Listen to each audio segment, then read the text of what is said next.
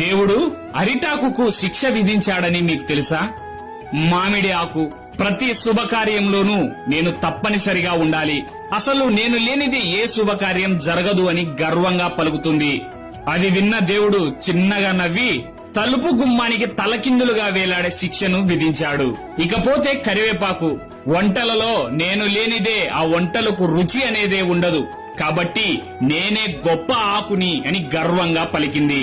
అది విన్న దేవుడు తినేటప్పుడు కరివేపాకును వేరి పారేసే ఆలోచనను మనిషికి కలిగించాడు.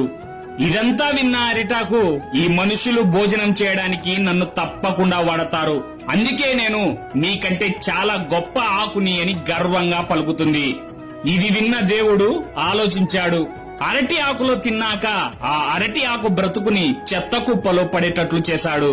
తమలపాకు, నన్ను శుభకార్యాల్లోనే కాదు, నన్ను తాంబూలంగా వేసుకుంటే వారి నోటిని ఎర్రగా పండిస్తాను, నాకు సాటి మరో ఆకు లేదు, నేనే గొప్ప అని తమలపాకు పొగరుగా పలుకుతుంది.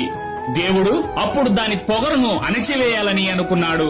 తమలపాకును బాగా నమిలి రసం మింగి ఆ తర్వాత బయటికి ఉమ్మివేసేలా చేశాడు.